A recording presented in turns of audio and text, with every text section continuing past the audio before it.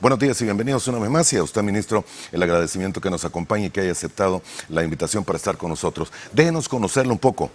Tiene bastante tiempo ya en el Ministerio de Hacienda, ¿verdad? Así es, Moisés. Yo tengo aproximadamente un poco más de 22 años de estar en el Ministerio de Hacienda. Eso me ha permitido pasar por diferentes áreas, diferentes departamentos del Ministerio de Hacienda, y he tenido la oportunidad en el transcurso del tiempo de conocer el funcionamiento del Ministerio de Hacienda y profundizar en el análisis de las finanzas públicas. ¿A partir de qué momento, a partir de qué día que está usted ya en el cargo, señor? Yo fui nombrado a partir del 17 de julio. 17 de julio de Exactamente, este año. de este año. ¿Ha conocido bien en detalle esta propuesta, esta oferta del sistema bancario para alargar letes y setes en el país? Así es, Moisés, hemos trabajado mucho en esta propuesta de forma coordinada con la banca. Esto constituye una mejora a la sostenibilidad de la deuda. Lo que buscamos básicamente es trasladar la deuda de corto plazo, que nos ejerce bastante presión en la caja fiscal, a un mediano y largo plazo. Esto es lo que en los mercados de capitales y mercados financieros se denomina un manejo de pasivos, una operación de manejo de pasivos, que busca principalmente eso, ¿no? Mejorar las condiciones de la deuda y reducir la presión en el corto plazo, trasladándola a un mediano y largo plazo, con beneficios para la sostenibilidad de la deuda, beneficios al fortalecimiento de la política fiscal, porque no estamos incrementando la deuda. Eso es importante aclararlo, que esta operación no incrementa la deuda, porque vamos a realizar amortizaciones programadas que en el largo del tiempo pues nos va a disminuir la deuda, y mejoramos el perfil de la deuda, es decir, disminuimos los picos de vencimiento, y esto pues lógicamente da mayor sanidad a la deuda pública. Esto tiene repercusiones directas naturalmente en la posición de riesgo que pudiese tener el país. Exactamente, esto nos ha beneficiado mucho. Esto ha sido reconocido por varios analistas,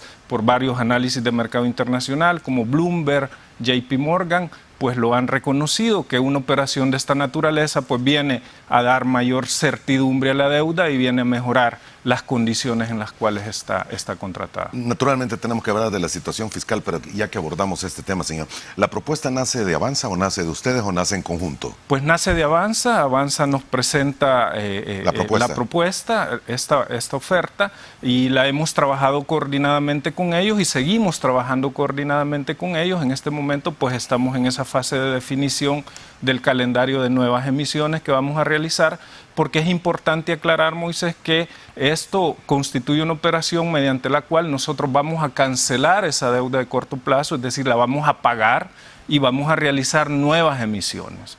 Esto, así está concebida la propuesta. No constituye un canje. Muchas personas han dicho que esto es un canje de deuda. No constituye un canje. Nosotros vamos a cancelar, vamos a pagar estos compromisos de corto plazo y los vamos a alargar en sus vencimientos. Lógicamente, como te decía, esto nos da mucha mayor predictibilidad, nos da un mejor margen de acción en el manejo de los compromisos y inserta predictibilidad y sostenibilidad a la deuda pública. Algunos lo califican como que da un respiro y lanza un salvavidas al gobierno. ¿Es así? No es un salvavidas, no es un respiro. Yo, como te menciono, es una operación muy usual en los mercados. Es una operación de manejo de pasivos que básicamente es eso. Básicamente nos permite mejorar las condiciones de nuestra deuda y mejorar el perfil de vencimiento. Para que terminemos de entender, ministro, la deuda de corto plazo es letes y setes, letras del Tesoro y certificados. Exactamente, tenemos letras del Tesoro y setes, certificados. Y certificados. Estos tenían o tienen, no sé en qué momento estamos, vencimiento de un año. Por ley, el vencimiento de este tipo de títulos es de un año, okay, en diferentes momentos durante el año, ¿no? Ok, lo que se ha hecho es trasladar toda la deuda esta a 2, 3, 5 y 7 años. ¿Es exactamente, así? Estamos trasladando toda la deuda que posee la banca privada a plazos de 2, 3, 5 y 7 años, que, como te decía, esto nos da un mayor margen de acción, nos da mayor predictibilidad, y lo importante acá es que la población tiene que entender que esta deuda la vamos a pagar. O sea, cada vencimiento que nosotros tenemos en el corto plazo lo vamos a pagar, y vamos a colocar nuevos títulos a un plazo mucho mayor de 2, 3, 5 y 7 años, en los cuales vamos a ir amortizando de forma programada. Señor, ¿no se tiene un aumento de intereses? La tasa de interés Actualmente la tasa de interés ronda el 8,5% en los títulos de corto plazo, llámese LETES y CETES. Estamos pasando a una tasa de 8,83 en promedio, una tasa promedio ponderada de 8,83, que es mucho menor a la tasa de mercado para esos plazos. Esto pues con el tiempo, mediante las amortizaciones que nosotros vamos a ir realizando, que son amortizaciones ya programadas, incluso vamos a tener ahorros en términos de intereses, porque con el tiempo, a medida que nosotros vamos amortizando, el capital va disminuyendo y eso pues nos genera ahorros. Ok. ¿Cuál es el monto total de la deuda que se tiene a corto plazo en este momento? En LETES El y monto CETES. total de la deuda asciende aproximadamente a 2.800 millones. 2.800. Exactamente. ¿Ese total de 2.800 es el que se va a trasladar? No, de los 2.800 vamos a trasladar 1.500 millones, que es aproximadamente los títulos que están en tenencia de la banca privada.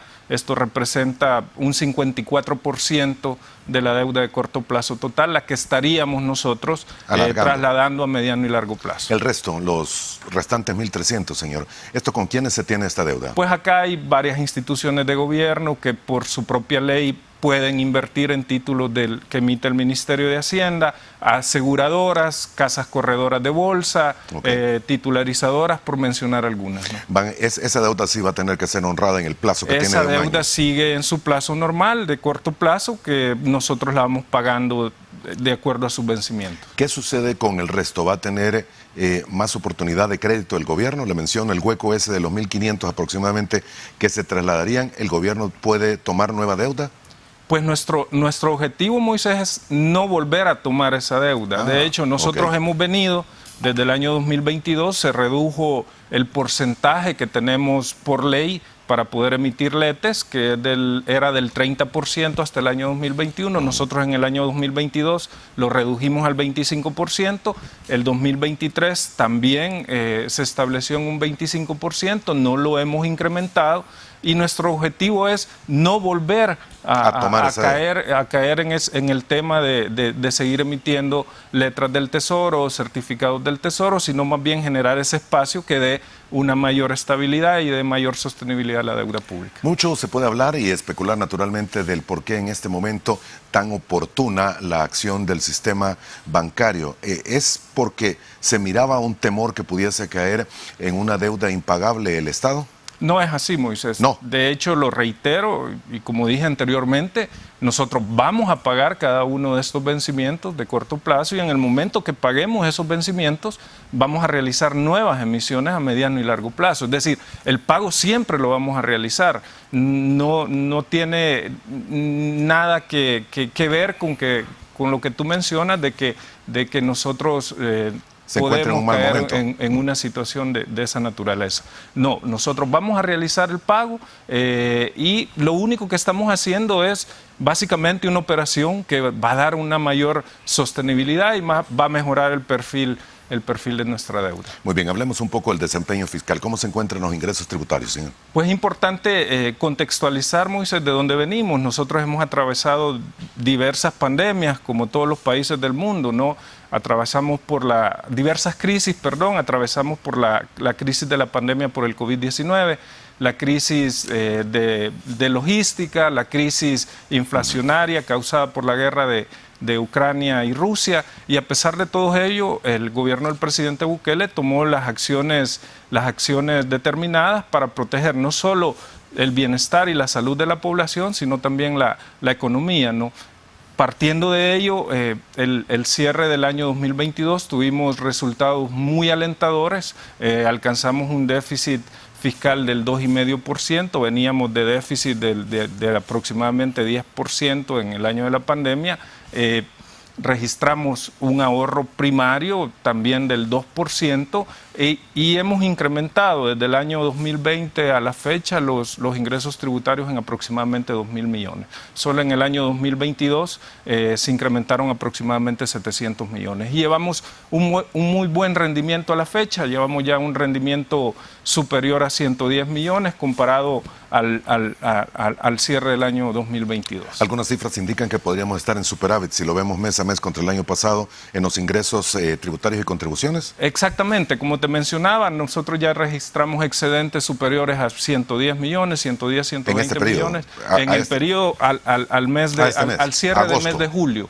De julio, ok. Exactamente. ¿La tendencia cómo se ve para el resto del año? Pues la vemos muy positiva, creemos que vamos a tener rendimientos muy buenos al cierre del año, nosotros todavía estamos haciendo esas estimaciones, pero vemos que el cierre va a ser muy positivo y esto lógicamente ha estado apalancado por el mismo dinamismo que está teniendo la economía. La lógica pregunta que todo el mundo se hace es crecimiento económico, ¿cómo se perfila?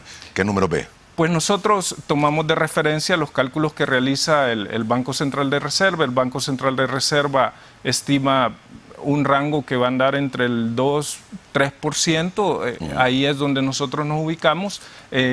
Incluso hay algunos análisis. JP Morgan, en un análisis que sacó recientemente, decía que estipulaba que ellos incluso van a revisar su proyección de crecimiento del país, están hablando de un 3.6%. 3.6. ¿Será alcanzable, ministro? Pues mira, cada institución, cada organismo tiene su forma de cálculo. Nosotros, como te decía, lo que utilizamos de referencia es el cálculo que realiza el Banco Central de Reserva, que entiendo que ellos todavía están en ese proceso de estimación, manejan un rango entre 2 y 3%, que va a ser por ahí que se va a estar el crecimiento. Pero sí esperamos resultados muy positivos para este año. Bien, el crecimiento entre el 2 y el 3%. Exactamente. Las proyecciones eran más o menos estas, un poco tal vez más altas de 3 puntos porcentuales, ¿no? Como te digo, todavía se están haciendo las últimas verificaciones, el Banco Central entiendo que está trabajando en esto, está afinando estimaciones y todavía hace falta, ¿no?, que transcurra el resto del año para ver cómo se va a comportar. Muy bien, ¿no hay un momento crítico en las finanzas del Estado, señor? Le pregunto esto porque hay algunos comentarios, incluso a través de las redes, que se menciona que no se le está pagando a algunos proveedores. Esto no es así, como te menciono, nosotros estamos en una senda de estabilidad de las finanzas públicas, tuvimos resultados muy positivos al cierre del año 2022, esos resultados se van a replicar al cierre de este año. Lógicamente, en el tema de proveedores tendríamos que ver caso por caso, algunos retrasos no obedecen precisamente a un tema general, de pagos, sino que hay muchos trámites administrativos en medio. Nosotros vamos revisando caso a caso y pues estamos honrando cada una de estas deudas que tenemos con los proveedores. Muy bien. Las deudas que tiene el país en el resto de temas, llámese eurobonos, vimos la cancelación previa de algunos de ellos, ¿cómo se perfila para los próximos años? Si no mal no recuerdo, para creo que era 2025 teníamos otro compromiso bastante grande y otro que hay allá por el 2030, ¿me equivoco? Exactamente.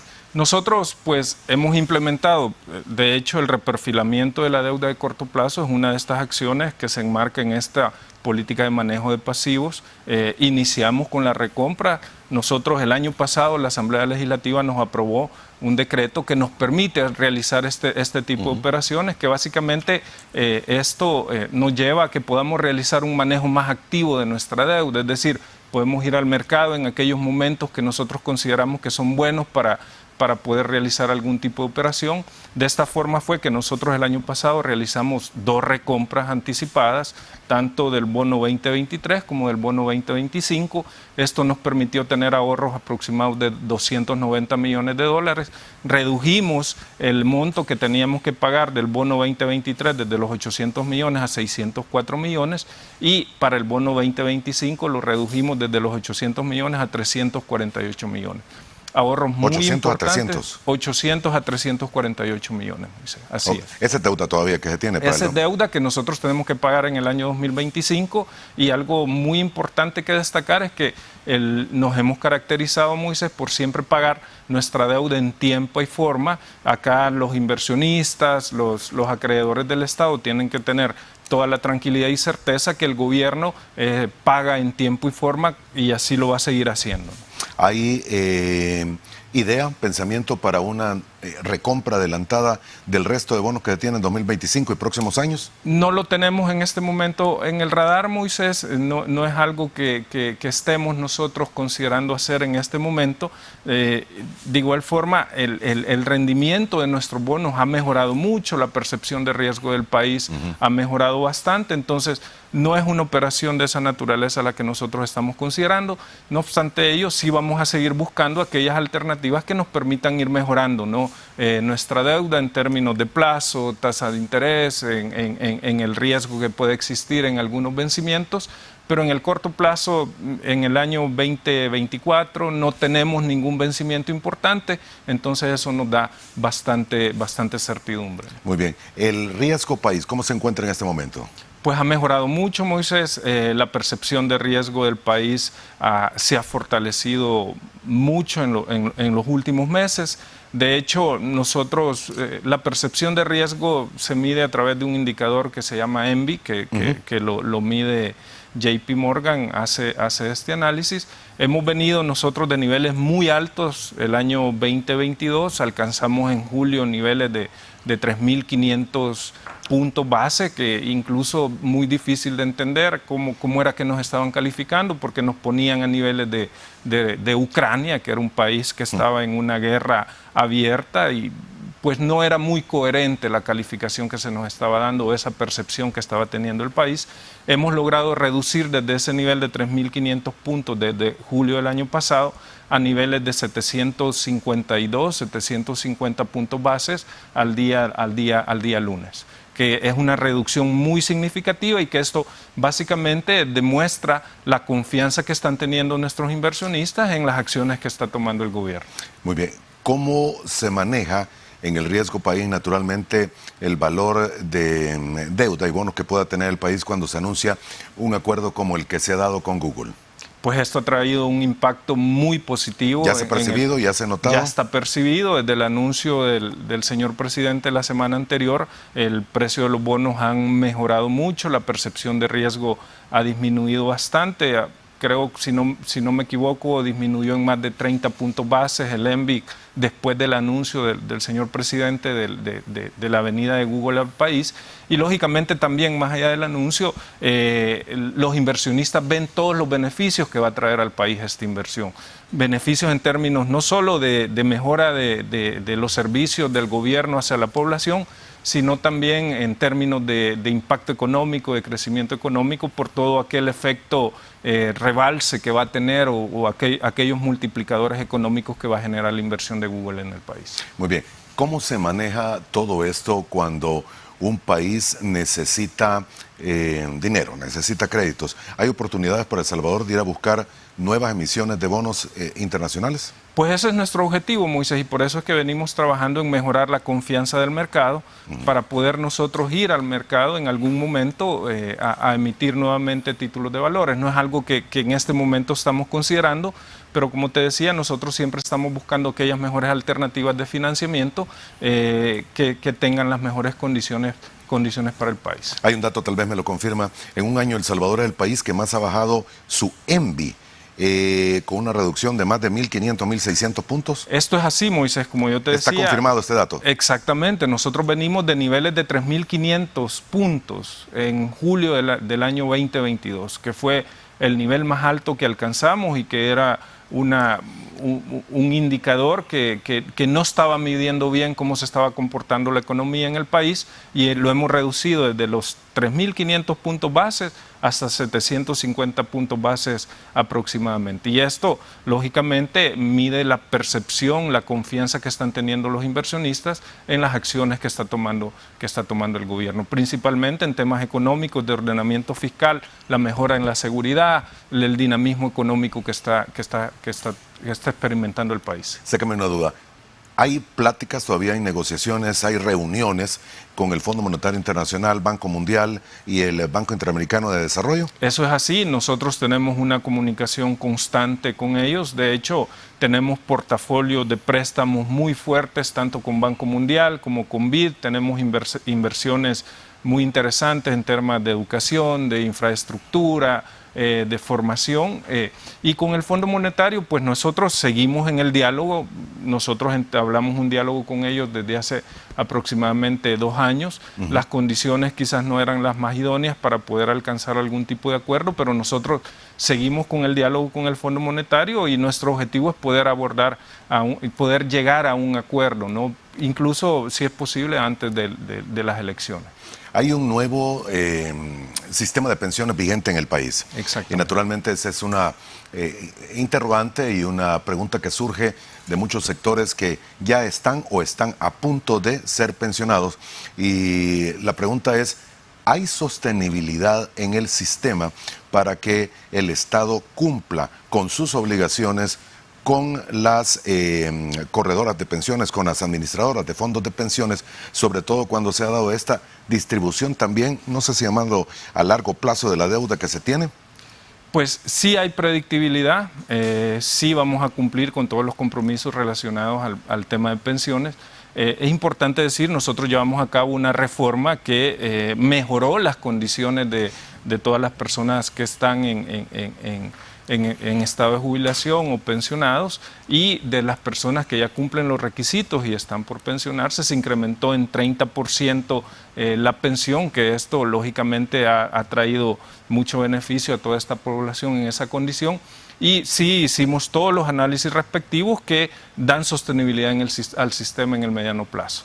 ¿Hay sostenibilidad suficiente? Así lo es, Moisés, sí hay sostenibilidad. ¿No hay necesidad en este momento que el Estado, el gobierno busque un plan de crédito como el que algunas naciones han aplicado cuando han tenido momentos difíciles en su administración fiscal y situación económica, señor?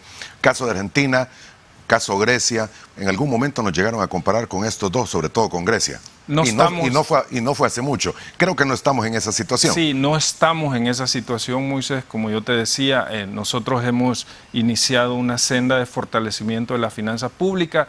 Los indicadores han sido muy positivos y esto, pues, no lo digo solo yo, esto se puede constatar en informes en informes de análisis de algunos multilaterales, informes de análisis de mercado que hay, que precisamente reconocen las mejoras que está teniendo el país en temas fiscales y económicos.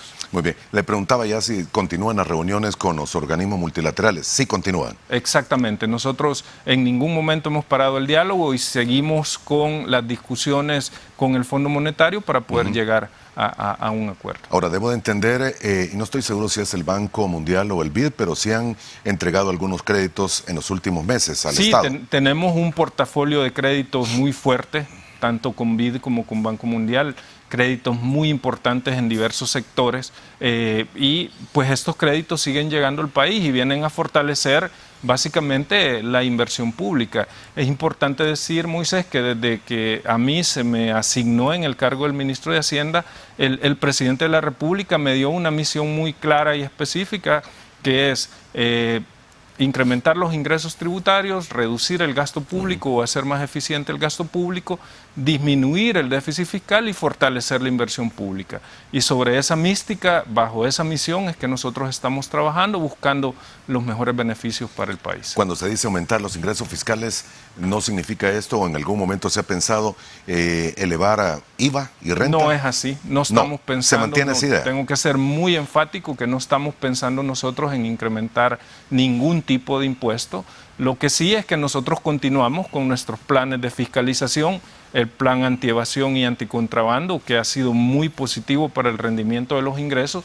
No estamos pensando en incrementar ningún impuesto, eso sí lo tengo que ser muy enfático en decirlo, muy claro. La población tiene que estar tranquila que como Ministerio de Hacienda no estamos nosotros pensando en hacer algún ajuste o incremento de impuestos. No es esa la misión que nos ha dado el presidente Bukele. Lo que sí estamos haciendo es buscar aquellos espacios que nos permitan, ¿no?, recaudar un mayor impuesto. Vamos a continuar con los planes de fiscalización masivos que nosotros ejecutamos, y creo que todos aquellos buenos empresarios tienen que estar tranquilos, pero sí vamos a nosotros tras aquellos empresarios que siempre están buscando la forma de evadir impuestos. ¿Un monotributo se ha pensado en algún momento, señor?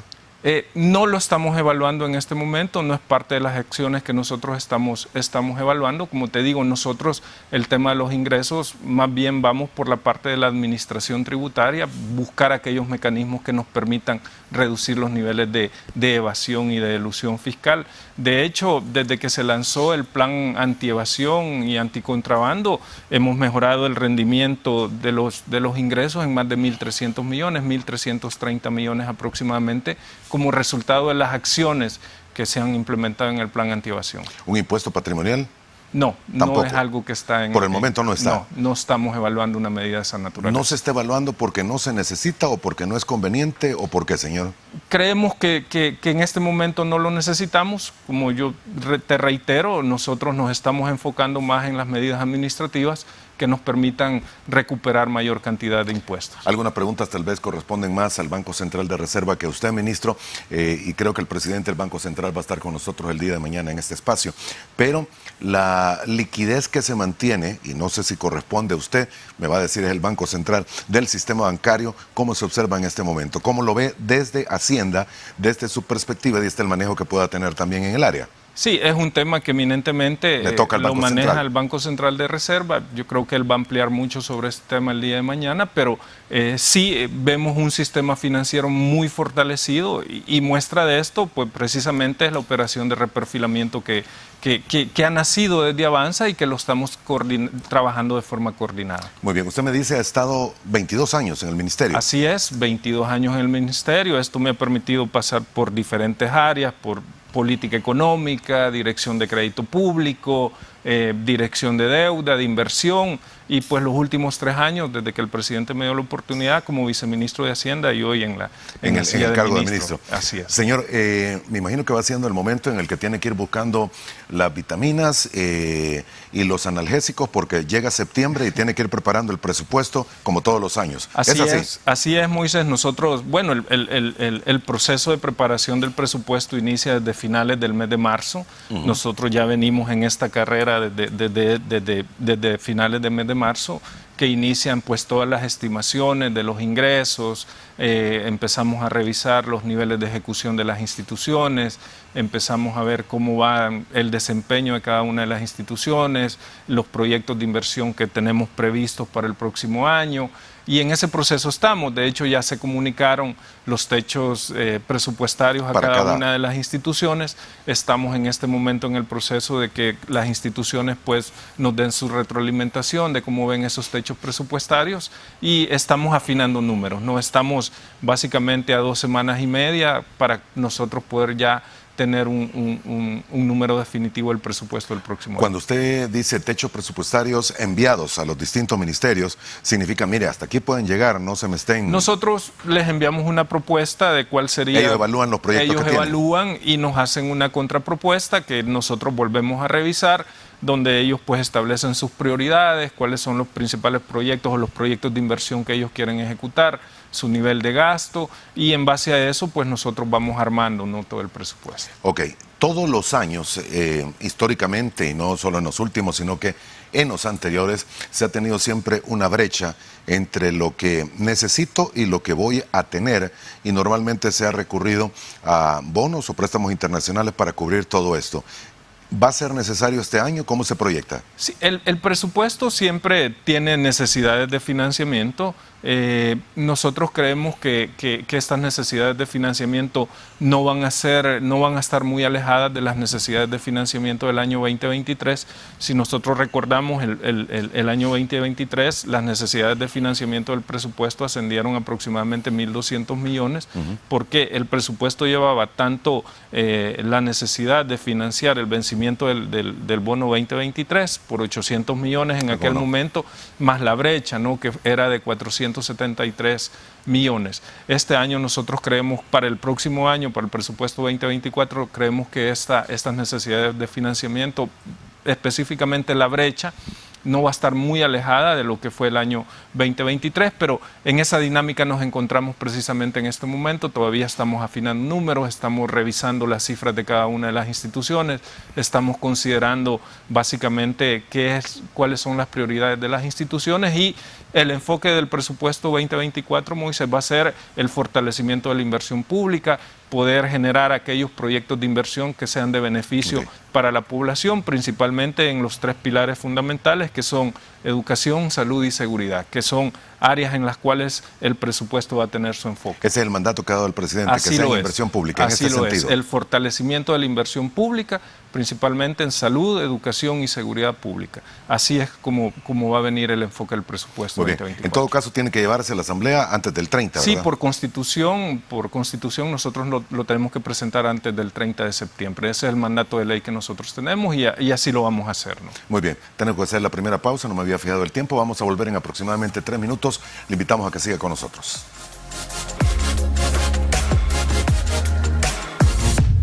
Frente a frente. Gracias por continuar con nosotros. Esta mañana de jueves nos visita el licenciado Gerson Posada, ministro de Hacienda. Está con nosotros aquí en el estudio. Va a estar todavía alrededor de 20-25 minutos más para responder algunas de las interrogantes y algunos temas más que tenemos que hablar con él. Pero para el caso y respeto a nuestros amigos televidentes que nos escriben. David Benítez, buenos días Moisés, a modo de recomendación, país que invierte en el agro tiene mejor economía, tienen que invertir mucho en el agro ya que el país importa más de lo que exporta con relación a los productos agrícolas y es la base de toda sociedad por décadas. El agro ha sido olvidado. Ya que mencionaba usted de la inversión pública, ¿se ha contemplado el agro como uno de los puntos de referencia para inversión el próximo año? Así es, Moisés, como te decía, el enfoque del presupuesto 2024 va a ser el fortalecimiento de la inversión pública y lógicamente dentro de esto está incorporado el agro que está sufriendo una transformación de manos de las políticas y encomendaciones que ha dado el presidente de la República. Bien, hablemos un poco, ministro, si le parece, del tema de Google y este acuerdo que se ha llegado con el presidente. Hemos tenido ya algunos detalles, muy completos por cierto, por parte de la ministra el día de ayer y conocimos también la propuesta más o menos en detalle que se presentó a la Asamblea y fue aprobada. Fiscalmente hablando, el tema que muchos repiten a través de comentarios en redes y en algunas publicaciones periodísticas es El Salvador va a tener que invertir o entregar o pagar, como lo quiera llamar, y depende de dónde venga el comentario, alrededor de $500 millones en un periodo de 7 años, si no me equivoco. Así es, Moisés. O sea, ¿qué recibe El Salvador? Se hace la gran pregunta que medio mundo se hace. Bueno, desde el 29 de agosto que se hizo el anuncio, nosotros hemos notado una mejora en los índices de riesgo del país, muy buena.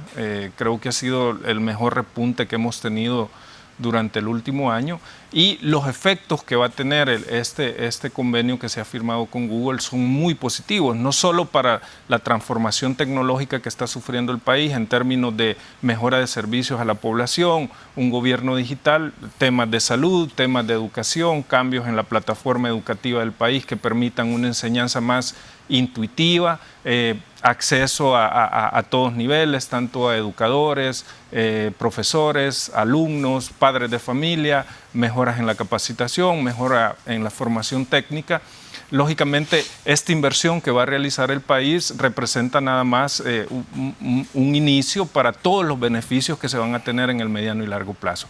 El convenio dura 7 años y mucha de esta inversión que tú hablabas, Moisés, ya es inversión que está realizando el gobierno. Ya estamos realizando inversión en tablets, en dotar de tablets, computadoras, en internet, mejora en digitalización de los servicios de salud, digitalización en servicios a nivel de las demás instituciones, en nuestro caso, por ejemplo, la factura electrónica. Entonces, ya mucha de esa inversión ya la estamos realizando y esto viene, lógicamente, a potenciar lo que se va a realizar con Google, ¿no? Esta inversión que el país va a realizar durante estos 7 años, pues representa una cuantía mínima en relación a todos los beneficios que va a tener el país en términos de crecimiento económico, en términos de inversión en infraestructura tecnológica y principalmente en términos de formación de nuestros niños y jóvenes en el tema educativo. Algunos datos, y puede ser que me diga, le corresponde al Banco Central, lo vamos a hablar el día de mañana con el presidente si es que nos acompaña aquí en el estudio, pero el asunto es, se daba que el país es la nación que ha tenido menos inversión internacional directa y que el año pasado podríamos haber cerrado con valores negativos de hasta $90 millones. Esto se ha mantenido, estamos mejorando. Google nos trae otro panorama. Sí, lógicamente Google trae otro panorama. yo dejaría esa respuesta al presidente del Banco Central el día de mañana. Creo que él tiene una información más certera sobre el tema, pero en términos de inversión nosotros estamos mejorando.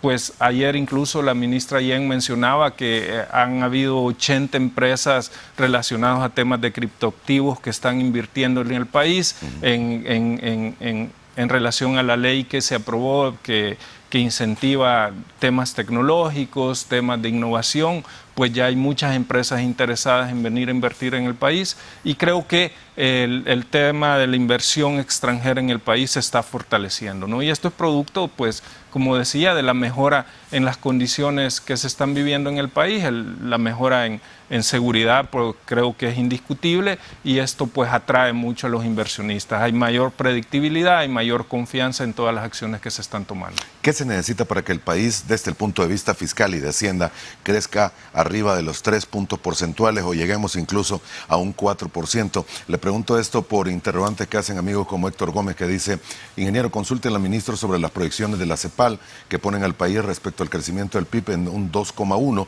dejándonos en el último lugar de la región. Y pregunta también: ¿qué ha pasado con las devoluciones de renta 2022, que parece que tienen algún retraso? Pues en torno al crecimiento de la economía, pues, cada organismo hace sus propias proyecciones. Nosotros tenemos nuestra propia estimación.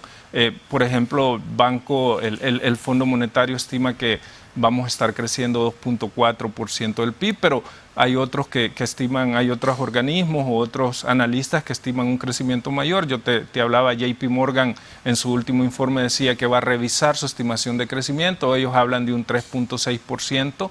Creo que acá cada quien tiene su forma de determinar estas estimaciones. Nosotros nos guiamos por la estimación que hace el Banco Central de Reserva, que creo que el día de mañana pues él te va a poder ampliar mucho más sobre el tema, y esto creo que varía, ¿no? Dependiendo del tipo de organismo, así son las estimaciones que se realizan. ¿Qué hace cada uno de ellos? Nosotros sí estamos haciendo los mejores esfuerzos para que la economía crezca y se dinamice a niveles superiores. Y el tema de Google, el tema de la seguridad, todas las acciones que estamos tomando en el tema fiscal, pues vienen a impactar directamente el crecimiento económico. Dos temas más. Uno, ley de amnistía fiscal, una amnistía fiscal, ¿va a haber una más? No lo estamos pensando en este momento, Moisés. Ha tenido buenos resultados. Los 2 años anteriores tuvimos muy buenos resultados. No es algo que estemos valorando en este momento, porque sí, muy bien nos permite recolectar un flujo mayor de ingresos. También no es una medida muy buena hacia los contribuyentes, porque pues muchos contribuyentes siempre están esperando que tengamos una ley de amnistía, y eso pues no es bueno para las finanzas. No es un tema que estemos valorando en este momento. ¿No? Señor, hay una ley transitoria de retiro voluntario. Así y esto, déjeme entender, ya está vigente, es un proyecto, lo van a llevar, se aplica indistintamente sin ninguna aprobación legislativa, es en todos los ministerios del Estado. Ya está vigente, Moisés, esta ley de retiro voluntario. De hecho, se aprobó hace unos meses y se hizo una reforma hace 2 semanas. Y básicamente lo que permitirá es que aquellas personas que estén en condición o que ya cumplan los requisitos para poderse retirar, para poderse jubilar en términos de tiempo de trabajo y de edad, puedan optar a este retiro voluntario, que les podrá otorgar un salario por año trabajado con un tope máximo de $25,000. Esto aplica pues a todas las instituciones del órgano ejecutivo y a las descentralizadas, básicamente. Es un tope de 25,000, o sea, ese sería el mayor. Ese sería el mayor monto al que pueden optar. $25,000 es un salario por año con un tope de hasta un salario por año laborado con un tope de hasta $25,000. Entiendo. ¿Han calculado ustedes cuántos empleados podrían estar en esta visualización que se hace para optar por este retiro voluntario? Todavía estamos revisando. Las instituciones nos están enviando la información de cuántos son los empleados que se están acogiendo a esta medida.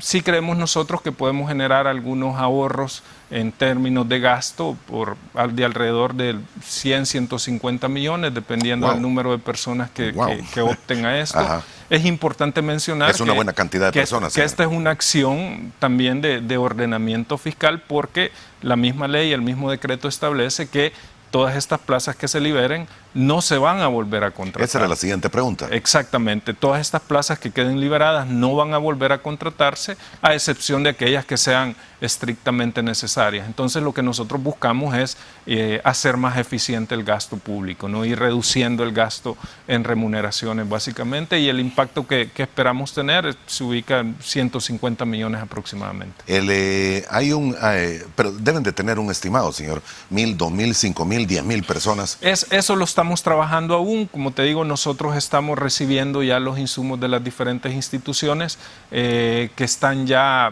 muchas de los empleados, muchas de las personas ya están acercándose, están poniendo su renuncia.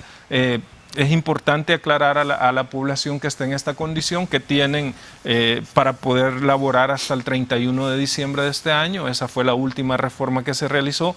En un inicio el decreto establecía que podían laborar hasta el 18 de noviembre. Ajá. Pero a solicitud de muchas instituciones, a solicitud de muchos empleados, esto se modificó y se ha establecido que la última fecha para poder laborar es hasta el 31 de diciembre, y si no me equivoco, la última fecha para poner la renuncia es un mes antes del vencimiento del decreto, que sería el 30 de noviembre. De noviembre. Hasta esa fecha tienen para poder poner la renuncia. Eso le iba a preguntar. 30 de noviembre en todo caso es la última fecha para la que tienen para optar. Exactamente, para poner su renuncia tienen hasta el 30 de noviembre, es decir, 30 días antes del vencimiento del... ¿Hay algún procedimiento especial para estas personas? Cada institución ha establecido sus procedimientos. Cada persona que quieren optar al decreto tienen que acercarse a los departamentos o direcciones de administración o de recursos humanos de sus instituciones, y ahí ya están establecidos cuáles son los requisitos que necesitan presentar para optar. El Ministerio de Hacienda ha sacado una circular que ha sido distribuida a todas las instituciones, donde está el paso a paso, cuáles serían los requisitos, qué es lo que tienen que cumplir para poder presentar y hacer su trámite en tiempo. Órgano ejecutivo, entidades descentralizadas no empresariales y entidades autónomas que estén laborando bajo los regímenes de ley de salario contrato. ¿Es así? Así lo es. A todos ellos aplica el decreto. Además deben de tener, en el caso de las mujeres, 55 años, arriba de. Sí. Hombres arriba de 60. Así y es. Que hayan laborado... ¿Qué? 25 años. 25 años, y que básicamente que cumplan los requisitos para poder jubilarse. Esas personas que están en esa condición, pues ya pueden optar al retiro voluntario. No me equivoco si le digo, habrá personas mayores de estas edades, 55, mujeres 60, que continúan trabajando en el Estado. Así es, hay muchas personas que continúan trabajando en el Estado, algunas ya están en condición de pensionados, jubilados, otros ya cumplen los requisitos o están por cumplir los requisitos y todavía no se han pensionado.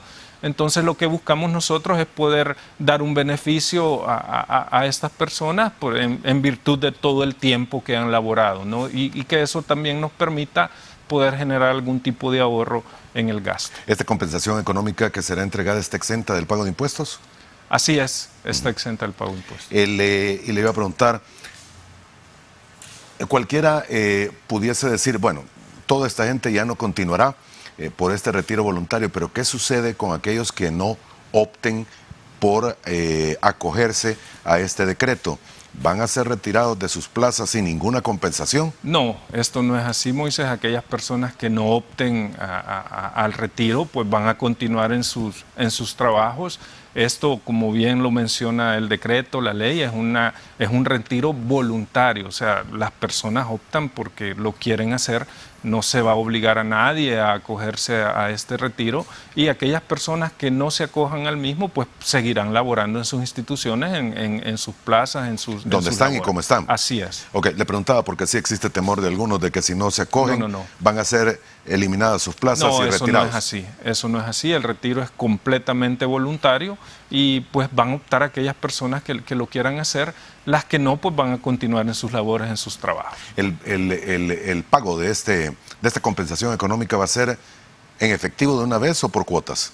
Se ha establecido que van a ser 2 cuotas, cada cuota separada por 30 días, así lo establece la ley, y pues lo vamos a realizar a medida nosotros vayamos teniendo las renuncias. Así vamos a ir programando los pagos para esta compensación. Muy bien.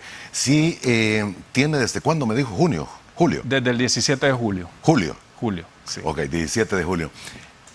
En lo más interior del pensamiento del ministro de Hacienda, ¿hay alguna situación económica o fiscal que no lo deje dormir, ministro?